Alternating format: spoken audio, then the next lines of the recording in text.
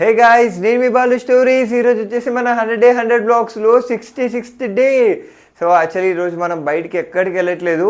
And ఈ వ్లాగ్లో వచ్చేసి ఏంటంటే మన గోవా ట్రిప్ ఏదైతే లాస్ట్ 4 days మనం చేసినాం కదా, దాంట్లో మనకి ఎంత ఖర్చు అయిందో ఈ వ్లాగ్లో మొత్తం డీటెయిల్గా చెప్పడానికి అయితే ట్రై చేస్తా. సో మీరు ఎప్పుడైనా వెళ్ళేటప్పుడు అకార్డింగ్లీ మీరు అయితే ప్లాన్ చేసుకోండి. అండ్ ఫస్ట్ థింగ్ వచ్చేసి మనకి 4 daysలో ఎంత ఖర్చు అయిందో ఒకసారి చూద్దాము.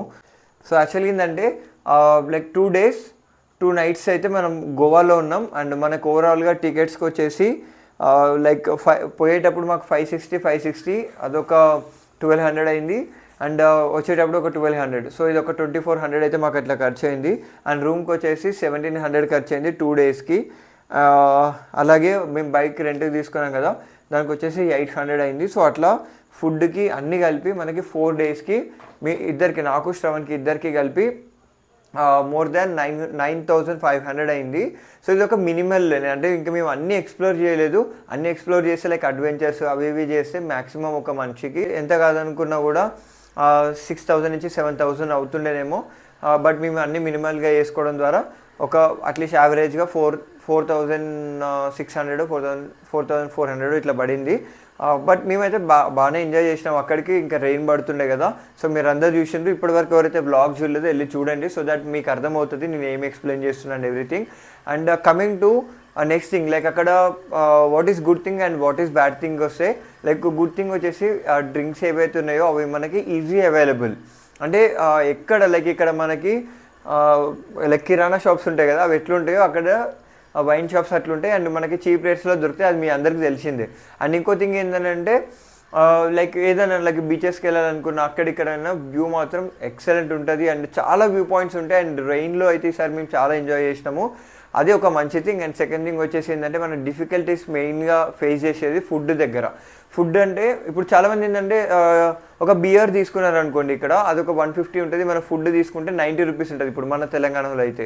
బట్ అక్కడ ఏంటంటే లైక్ ఒకవేళ డ్రింక్స్ తీసుకున్నారు అనుకో అది 90 రూపీస్ ఉంటుంది, ఫుడ్ అయితే 200 నుంచి 250 300 కూడా కొన్ని ప్లేస్లలో ఉన్నాయి. సో అట్లా ఈవెన్ బ్రేక్ఫాస్ట్ కూడా 120 నుంచి 130 ఉంది. అదొక టూరిస్ట్ ప్లేస్ కాబట్టి అంత రేట్ ఉంది. బట్ ఇది ఒక డిఫికల్టీనే, అంటే ఒక మినిమల్ బడ్జెట్లో అది ఎంజాయ్ చేయాలనుకుంటే ఫుడ్ దగ్గర మాత్రం ఎక్స్పెన్సెస్కి మనం రెడీగా ఉండాలి అండ్ బేర్ చేయడానికి. సో అది. And coming to the travelling thing, అక్కడ కొంచెం పబ్లిక్ ట్రాన్స్పోర్ట్ అనేది చాలా అంటే చాలా తక్కువ ఉంది. మ్యాక్సిమం లేదంటే మన ఓన్ వెహికల్ అయినా తీసుకెళ్ళాలి, లేదంటే అక్కడ రెంటెడ్ అయినా తీసుకోవాలి.